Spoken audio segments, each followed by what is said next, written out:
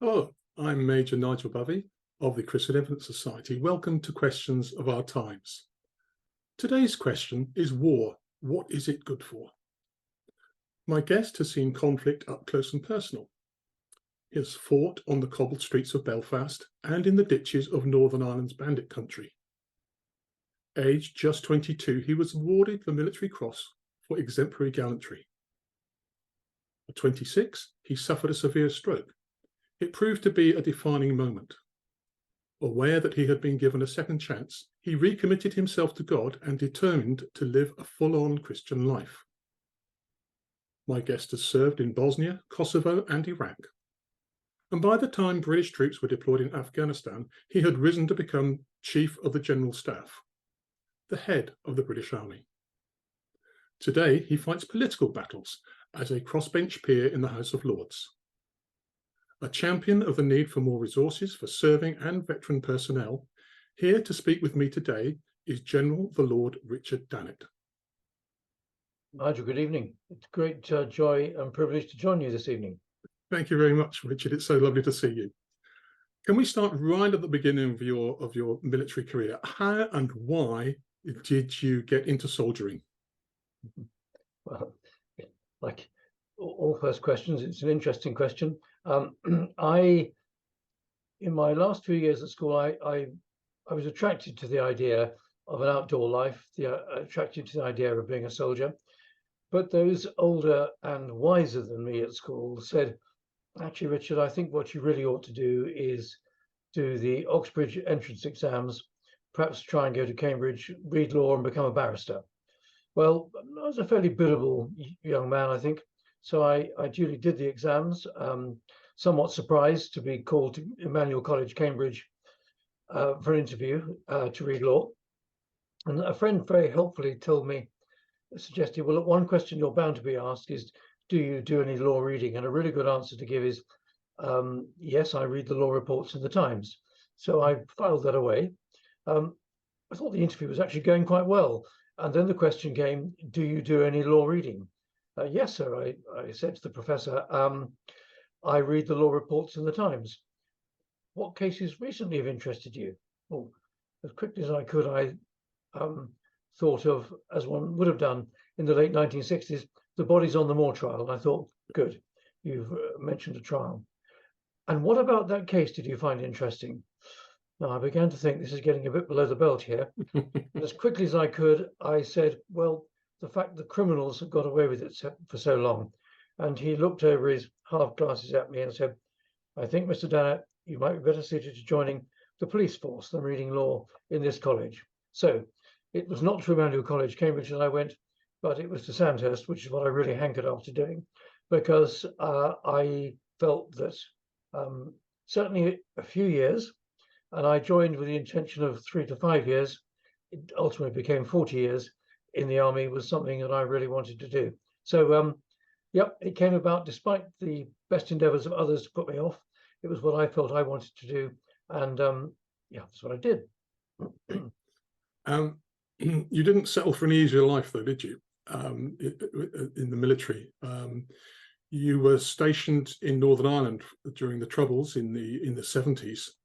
And it was there that you were awarded the Military Cross. Could you tell us a little bit something about the circumstances surrounding the events that led up to that? Well, in the 1970s, the situation in Northern Ireland was very difficult. In fact, 1977 was the only year that I didn't serve in Northern Ireland, which shows the intensity of that deployment for the army at large. And certainly in the early 70s, in the first couple of tours I did, it really seemed almost intractable, the difficulties, the violence. How could this ever end? And we can perhaps come back to how it has moved on, perhaps a little bit later on. But on my second tour in Northern Ireland, on one particular day, and I'll try and be not too precise if I'm being honest. No, I understand that. I was in Northern Ireland myself for 5 years. I know. Well, violence was pretty endemic. My platoon of 30 soldiers got caught up in a particularly difficult situation of rioting that developed into shooting and a major gunfight. My platoon was deployed to secure a particular part of of Belfast. We came under fire from 2 different directions, and it wasn't a part of the city that we knew very well. So I decided that the only thing that we could do was really to attack. So I took a section of my soldiers and we fire and maneuvered down a particular street. Sad to say, we killed 2 gunmen. Later in the day, one of my soldiers, actually down beside me, acting as a sentry, was shot and died later. And one of my corporals, who I was briefing at the time, he fell beside me. So it was a very difficult and violent day. Whether you call that a success, I don't know. All I would say, putting into the wider context and conscious that some of the viewers live in Northern Ireland, is I think from the very dark days of the Troubles in the early 1970s, society in Northern Ireland has moved on beyond what we could have imagined 30, 40, 50 years ago. And although the intrinsic underlying reasons for the difficulties in Northern Ireland have not been resolved, life is much better in Northern Ireland than it was 20, 30, 40 years ago. So the impossible seemed to have become possible. Hope was delivered on.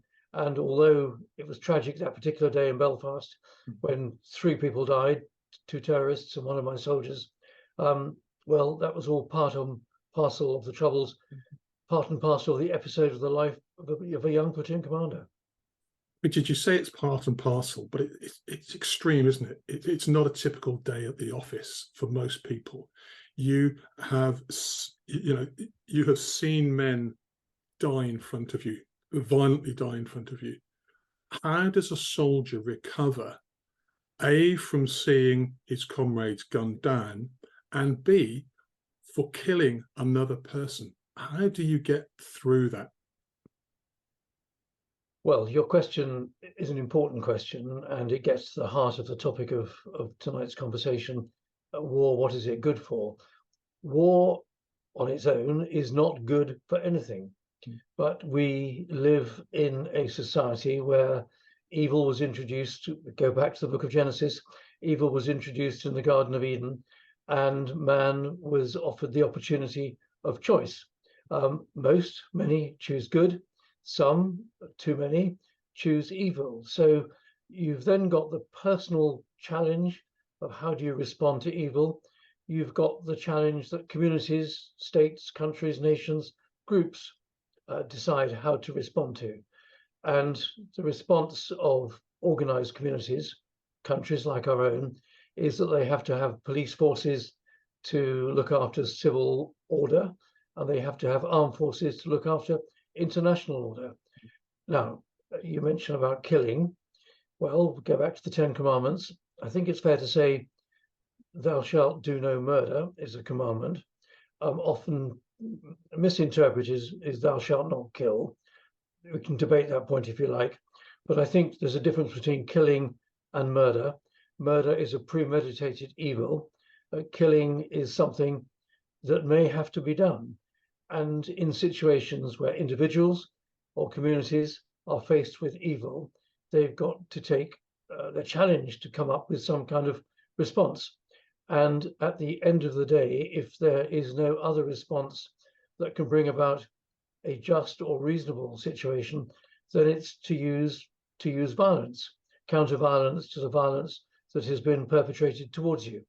And that is really the justification that I found as a young man who was a young Christian, who went through many experiences, could justify being in the army, being trained, prepared to use violence, being trained, prepared to kill, as long as the cause was right, as long as the cause was just, that was justifiable to do. So I think I've answered, hopefully I've answered the question that you asked, and it's a broader answer than you might have intended. But that's how one has to take it back to basics and say, in a perfect world, we would not need police forces, we would not need armed forces, but we live in an imperfect and fallen world, and trying to keep some degree of justice and equanimity in this fallen world, we need to protect ourselves and protect our communities. Richard, yes, it does answer the question in part, and you broaden the answer to some of the areas that we'd like to go into in a while.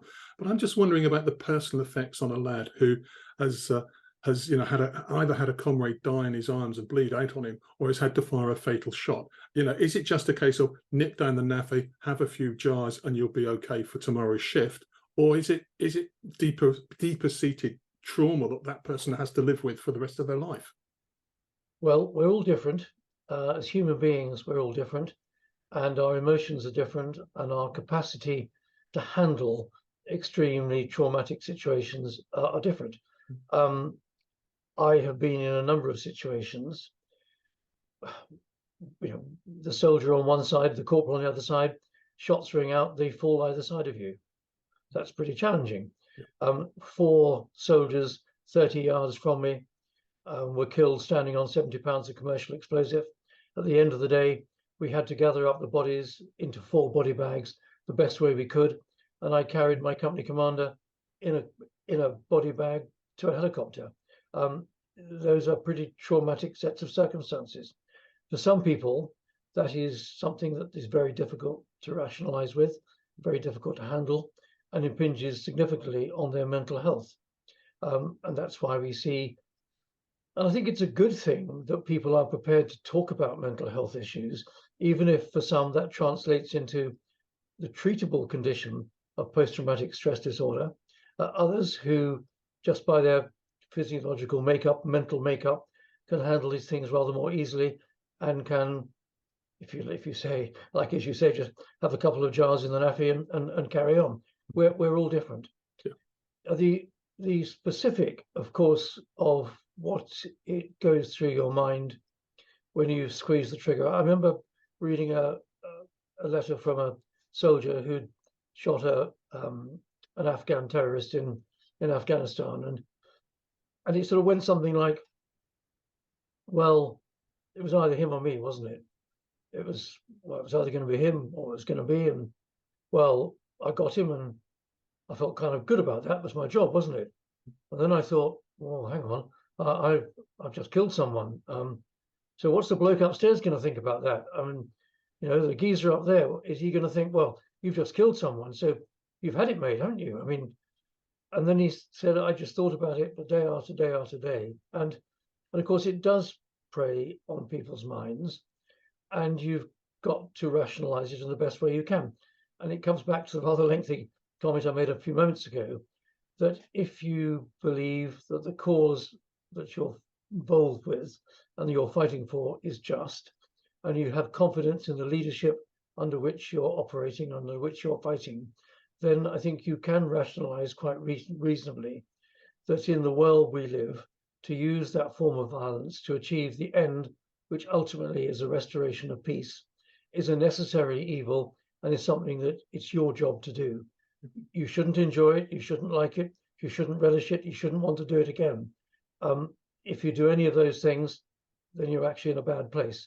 But if you can get your head around it in the right sort of way, it's your job in the interests of your community and in the best interest of trying to restore peace in a difficult situation.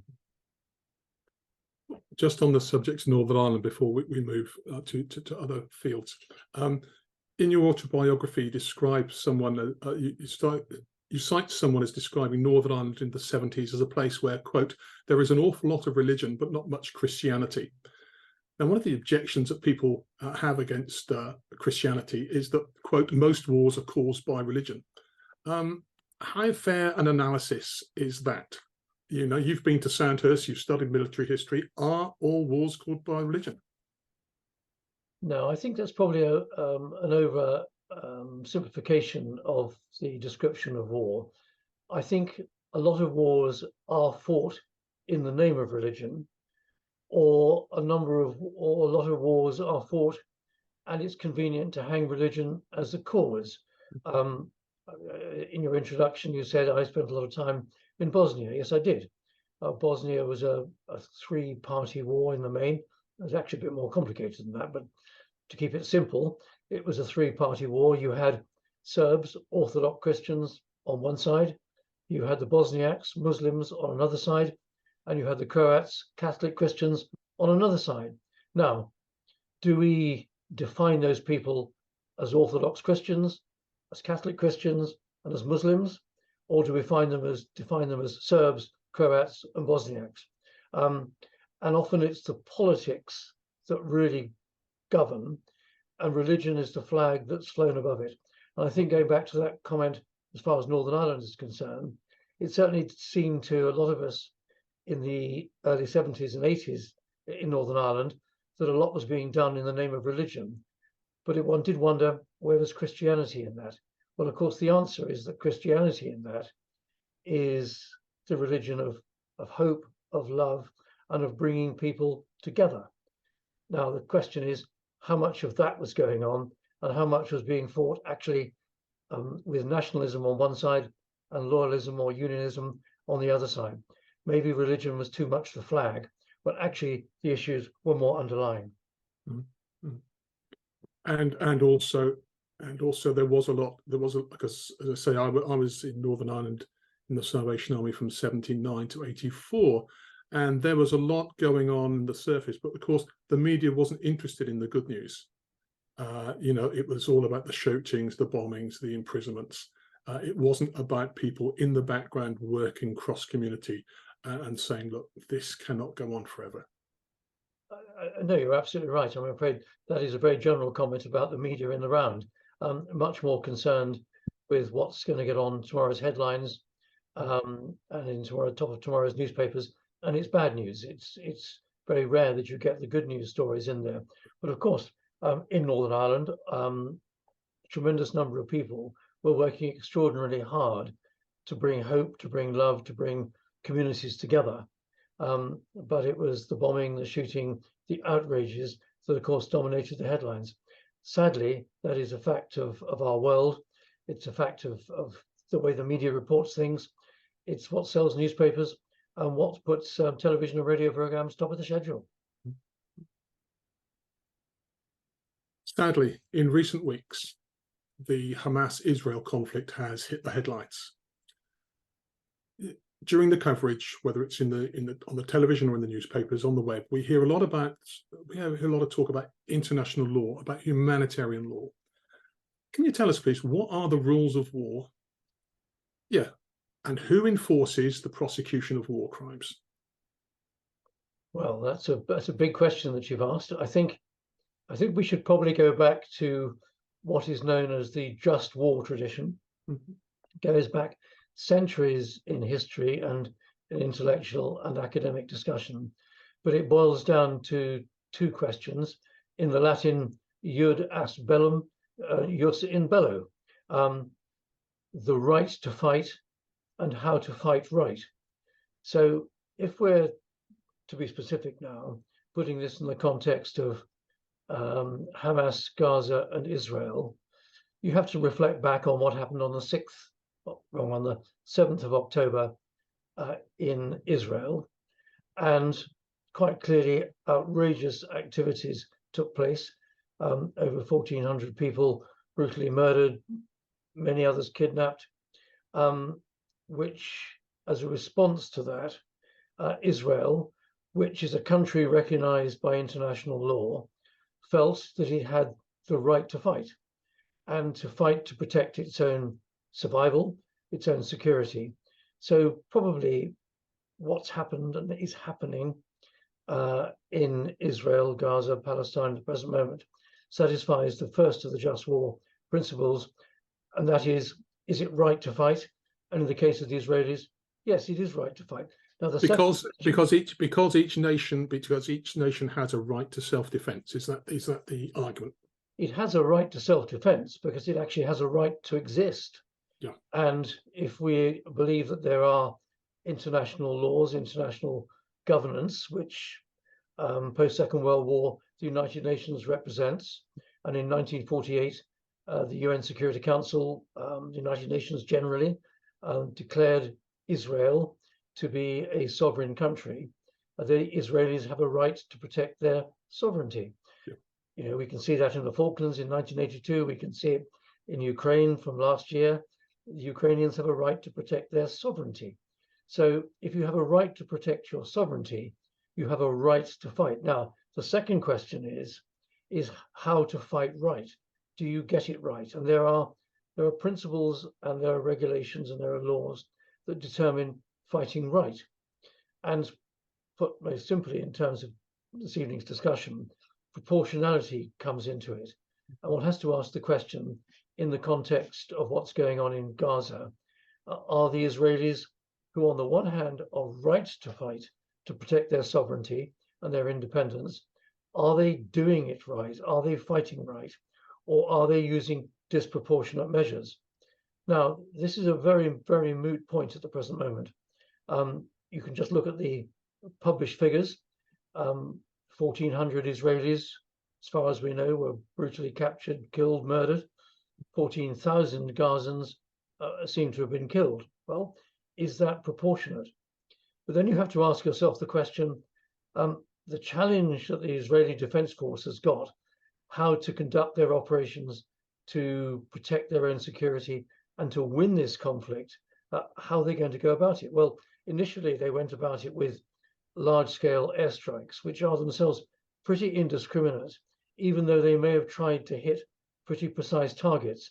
But when you're dropping a 500-pound or 1,000-pound bomb on a precise target, you're going to conduct what is described as that awful concept, collateral damage, and people will lose their lives. So this issue of proportionality is terribly difficult. And this conflict with the tunnel network that there is in Gaza, 300 miles of tunnels under a bit of geography no larger than the Isle of Wight, means it's a conflict that's being fought from the air, on the ground, and under the ground. And it makes it extraordinarily difficult. So the issue of proportionality, the issue of the question, are the Israelis fighting it right? That's the big question at the present moment. And the jury's out on that at this moment. Now, you have served, as we've said, in Bosnia, and one of the accusations there about that war was that there were acts of ethnic cleansing. Do you think that argument can be applied to Israel and Hamas at the moment? Well, and you can ask the same question about Ukraine and Russia. A number of things that are going on would look like ethnic cleansing. But let me just try and answer this a little bit in the context of Bosnia, which is the first parallel you made. Undoubtedly, there were policies of ethnic cleansing. I have given evidence in The Hague against two Serb generals, General Mladic and General Karadzic, who were intimately implicated in the massacre at Srebrenica in 1985. And that quite clearly was an operation designed to cleanse Srebrenica of its Muslim population and be part of cleansing eastern Bosnia to make it predominantly Serb and get rid of the Muslims.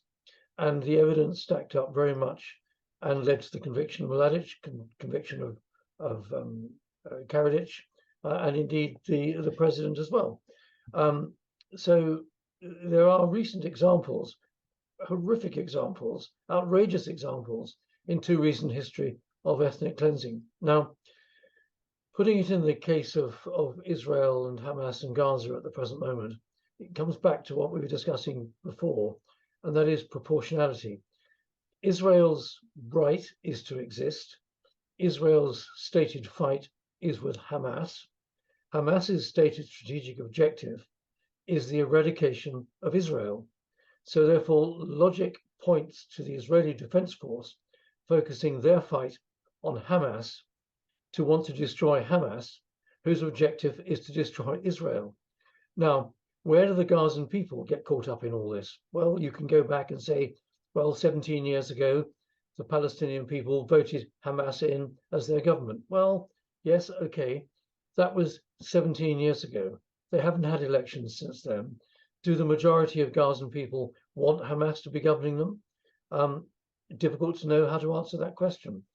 In the light of what's happened in the last 6 or 7 weeks, I would imagine quite a lot of otherwise potentially indifferent Gazan people will now say, well, given what the Israelis are doing to us, well, we actually support Hamas and we support fighting for our survival.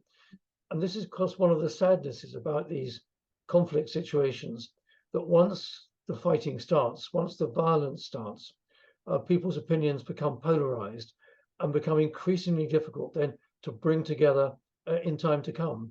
And that is what we're seeing on a continuing basis in Bosnia. We're seeing it actually in Kosovo as well. And we are going to see it, tragically, I believe, over years and maybe decades to come in Palestine and Israel. And of we've course, talked for years about a two-state solution. Yeah. Well, I think a two-state solution is a lot further away now than it was 2 months ago. Yeah, and of course we also saw that in Northern Ireland, where somebody from the Republican community is killed by security forces or by the then RUC, and that becomes a recruiting sergeant for the IRA.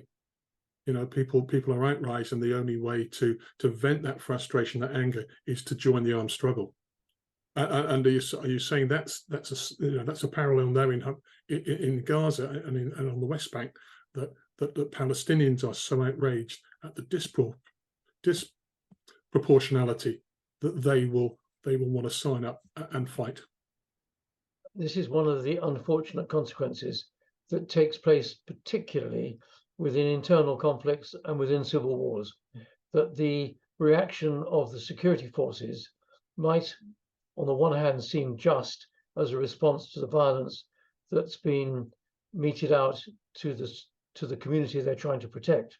But when that's perceived to be being an overreaction, then it becomes a recruiting sergeant for the other side.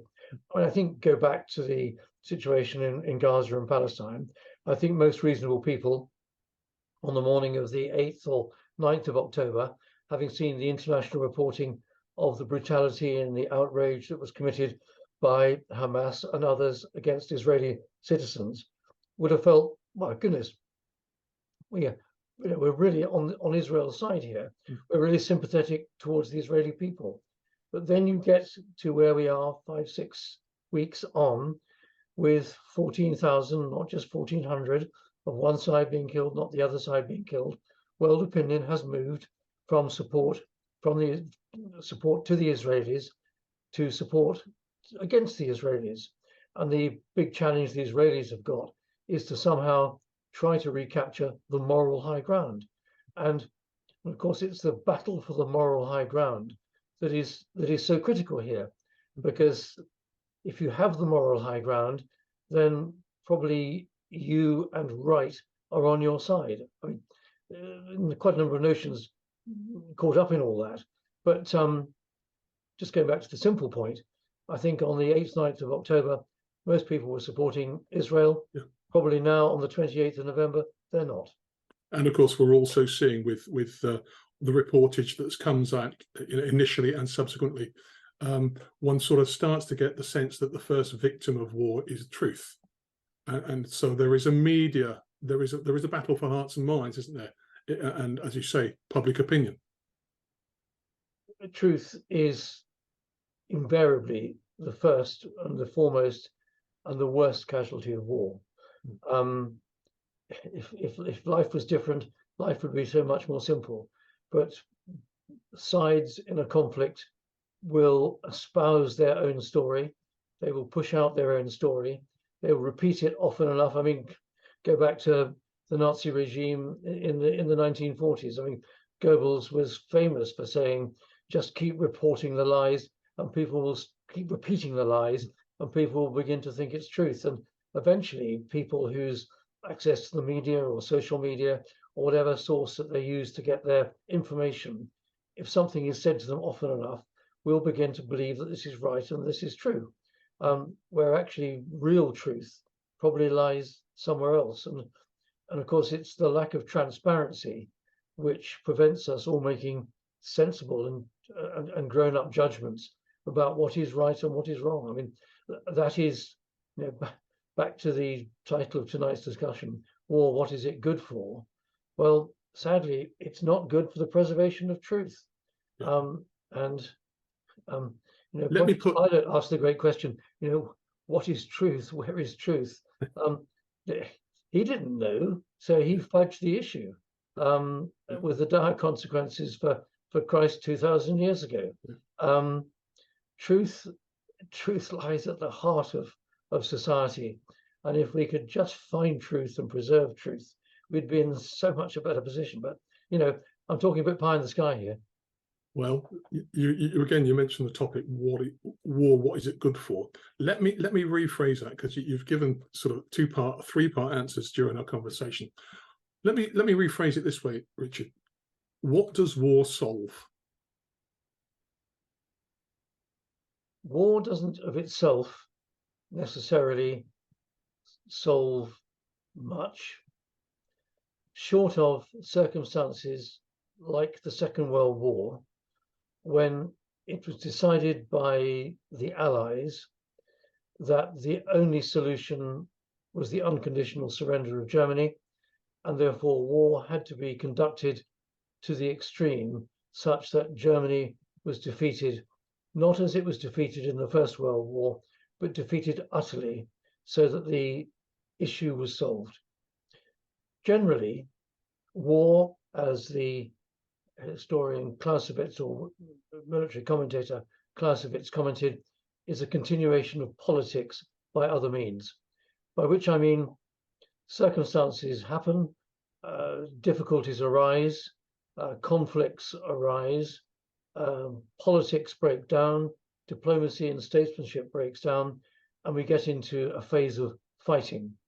That phase of fighting generally changes the terms of the situation to the point that negotiation and diplomacy can resume. So if that eventually brings about a just settlement, then you can say that that interim phase of fighting, armed conflict, war, call it whatever you like, may have had the bonus or the benefit of bringing about a more just solution, when previous discussions, diplomacy, politics couldn't bring about a solution. Now, that's a pretty pragmatic and utilitarian justification for war. It's not ideal in any sense, but it comes back to our earlier discussion about, in an ideal world, we would all be nice to each other individually and collectively, but we're not. Evil is in the world. Communities have to protect themselves, and we have police forces, we have armed forces to protect our communities. And it's when diplomacy breaks down and there is no alternative that armed conflict cuts in. And if armed conflict can then move the discussion to the point that negotiation can then bring about a better solution, then in those contexts, war, armed conflict, has a justification and utility of its own. But what is war good for? Intrinsically, nothing. Does it have a utilitarian purpose? Yes, on the basis of what I've just described. Yeah. I noticed, though, and this is sort of part autobiographical, from boyhood comics, Sunday afternoon movies, graphic video games, to watching the Red Arrows, the Royal Marines Band, or the Changing of the Guard. War and the military life is served as entertainment. I mean, we even talk about theatres of war. Military life is glamorized, and yet the reality is far from glamorous. Why do we glamorize war and serve it up as an entertainment? War is glamorized by those who have not participated in it. War is glamorized by the idea of some noble cause for which you're fighting. War is glamorized by the military having fancy uniforms for marching behind bands, for crowds cheering them on their way to war, and they'll be home by Christmas. That's where the glamour of war comes. The horror of war comes for its participants, who are engaged in bloody, brutal, down-to-earth, hand-to-hand fighting in the mud and the rain and the explosions and the trauma of fighting. A lot of young men, for whom it's the first time, still find it glamorous. For those who have been there time after time, actually, it's somewhere you don't want to be. Old soldiers don't want wars again in the future. Old soldiers have been there, they've done it. They know how horrible, how horrific, how evil, if you like, war is.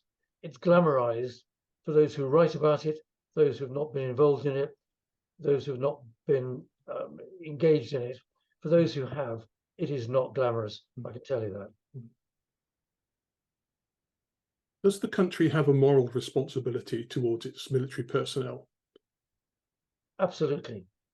In a democracy such as ours, the armed forces are an instrument of the state. We, as the people in a democracy, we vote for one political party or another. And the political party with the majority in the House of Commons forms the government. And the government of the day evaluates the issues in the world at a given moment in time. And it might be, as there have been many instances over British history, the government of the day decides that the best recourse to resolving a problem is the recourse to armed conflict, is the recourse to war, and that is what happens. And those of us who are in the armed forces because we felt it was a responsible career to follow, given all the arguments that I already deployed about a civilized society needs to protect itself, therefore it needs police forces and armed forces. But we, as soldiers, sailors, airmen and Marines, women and Marines, we do our duty to carry out the instructions of the elected government of the day, bearing in mind the elected government of the day is elected by the people. So we are conducting operations in the name of the people. And therefore, it's absolutely right that the people get behind those of their citizens who are willing enough to put on uniform and to take the Queen's shilling, to take the King's shilling, and fight the King's wars. And that's why it's so important. And we saw a tremendous turning of tide of support in 2006, 7, 8, in the height of Iraq and Afghanistan being so unpopular and so misunderstood. The armed forces were being placed in the naughty corner, if you like, along with the government. And many people disagreed with the reasons whereby the Tony Blair as Prime Minister took us to war in Iraq in 2003, and the armed forces were being criticized in the same way. But then there became a realization that actually soldiers, sailors, Air Force people, Marines were actually only conducting operations on behalf of the people of this country. So when we started to instigate homecoming parades and free tickets at football matches and that kind of thing, I can tell you that when the Royal Anglians marched through Norwich and there were hundreds, thousands of people on the street waving flags, and they began to clap and cheer, those soldiers who'd had a very difficult 6 months tour, some of their mates had been killed, thought, well, it was a jolly tough 6 months, but actually we're doing it for the people and the people appreciate it. Then they marched 10 feet tall through their streets. And that's really, really important. So there is a wider obligation on behalf of the population, provided the cause is just and we're fighting it in a justifiable way, that they support what our people in military do, and we stand beside them.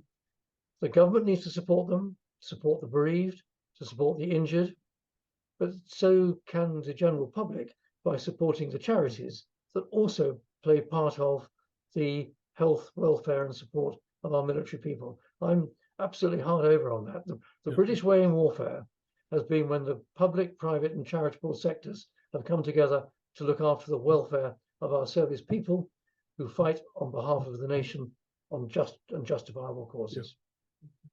Richard, thank you so much for your most helpful and personal insights to a world that most of us don't understand, don't know, and don't want to know. Let's go now to our audience questions. We have lots of them coming in, and we'll try and keep if we can keep our answers brief, but we won't be simplistic. That'll be fantastic. We'll get in as many as we can. Okay, here's the first question. It says, Jesus Christ was Jesus Christ was a pacifist. How does one reconcile this with the Augustinian concept of a just war? Well, I think I challenged the first point there. Are we absolutely sure that Jesus Christ was a pacifist? I think Jesus Christ was a fair-minded person. Jesus Christ, the Son of God, and God is love. Jesus Christ is the Son of the God of love. So I think let's just put that one slightly to one side.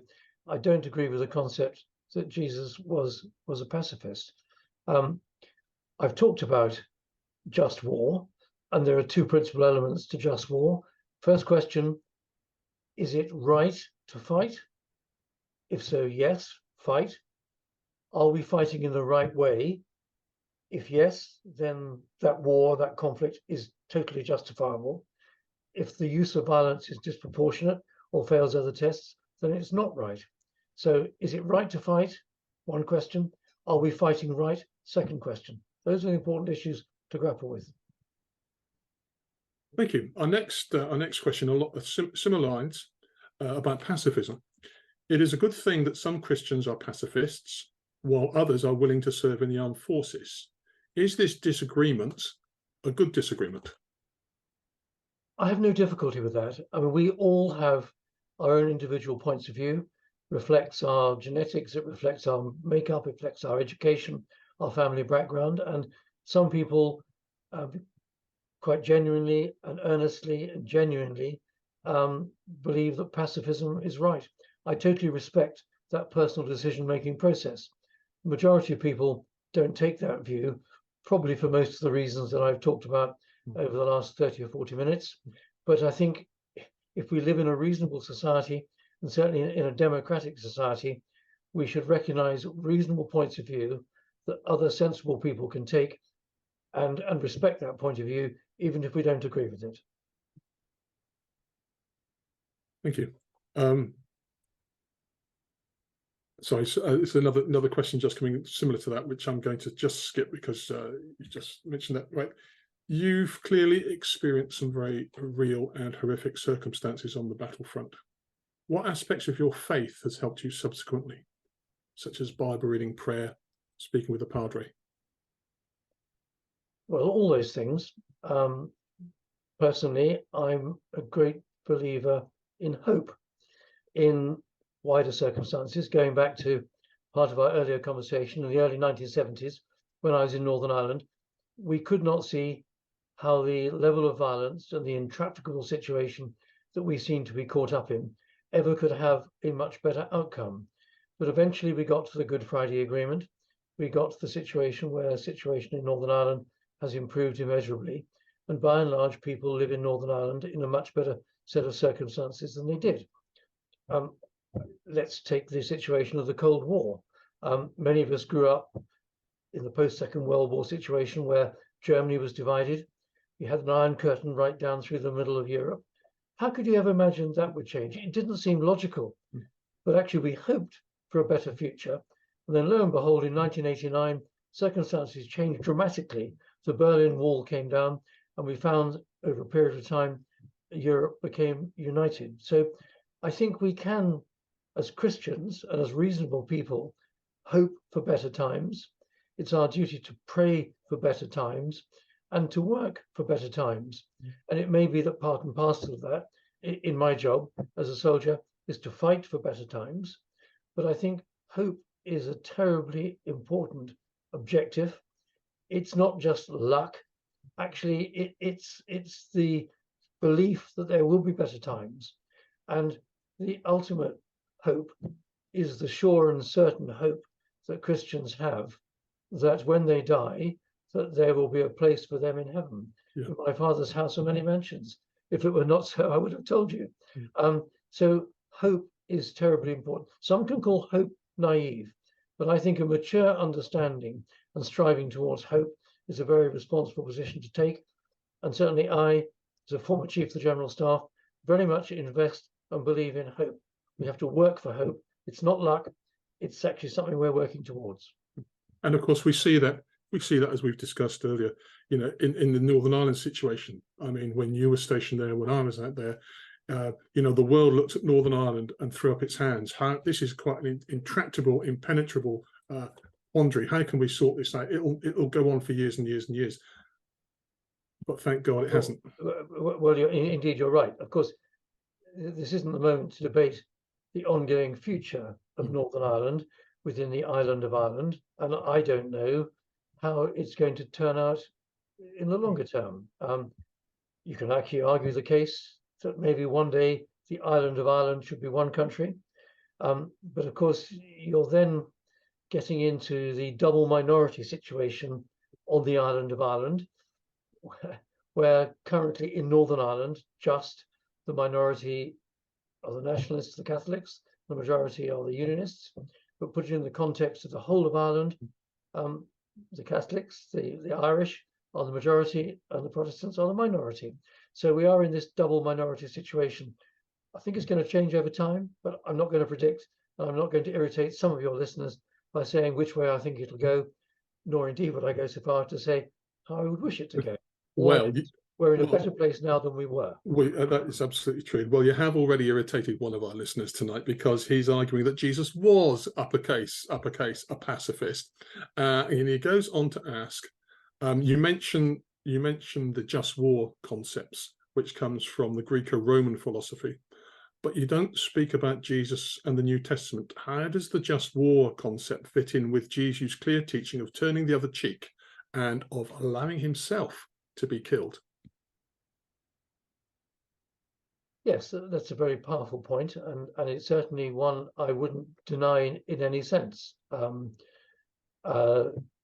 Turning the other cheek is a very good tactic. It's a very good stratagem. It can often heap burning coals on the head of someone else, which actually may even be the cause of resolving a problem that you're trying to address. I think you know what I'm going to say next. Was Jesus a total pacifist? Was Jesus right to be angry when he overturned the tables of the money changers in the temple? No, he was angry, and you could actually argue that he used a degree of violence to achieve a particular aim. Of course, in an ideal world, and Jesus came into this world as the Son of God to try and return us to being in an ideal world, that of course we would be transparent, where truth was paramount, where violence would not be there. But where we are is where we are, and many people across the last 2 millennia have embraced the Christian faith, have embraced the teaching of Jesus, but many, many more have not. And it's within that wider context of the presence of evil that we are in the ongoing battle between good and evil. And come back to the point I've made probably half a dozen times already this evening, that civilized societies, civilized relationships need to protect themselves against the consequences of evil. Hence we have police forces and we have armed forces. It would be lovely to think that we could all live in a pacifist world where good prevailed, and bad things don't happen. But in my experience and the experience of history, it ain't like that. Sorry. People are fascinated by the just war principles that you've expounded tonight and put so succinctly. Here's another question on a similar theme. Can nuclear weapons ever be used to fight right? Should the UK give up our national arsenal? Yeah, I mean, that's a terribly good question, a very difficult question to answer, and I'm not sure I'm going to give you the answer to that tonight. In the context of the end of the Second World War, when hundreds of thousands, millions of lives have been lost, the development of the atomic bomb presented the possibility of ending the Second World War with the strikes on Nagasaki and Hiroshima that it did, and tens of thousands of people lost their lives. Set against the hypothetical number of how many would have lost their lives if the Second World War had continued in a conventional fashion. The Western Allies fighting their way across the islands of the Pacific into Japan, conventional bombing going on in Japan. I don't know what the answer to that was. The judgment was made that we have this atomic device and we will use it, and it ended the Second World War. Now, since then, the development of thermonuclear weapons of infinitely greater power than those two atomic bombs have been developed. The only good thing about them is that they've not been used since. Now, I think it's because there is a very mature understanding that those weapons are so awful that they should not be used again.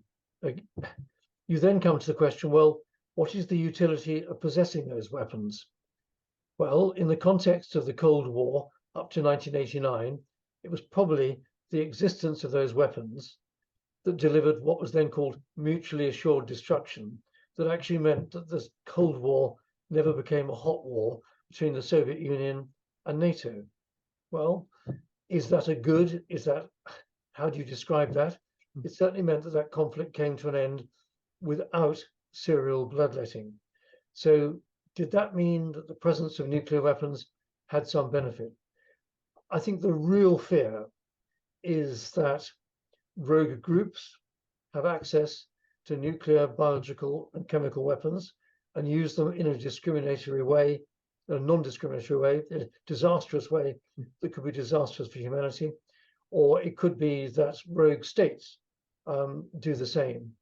And let's face it, none of us know how this world is going to end.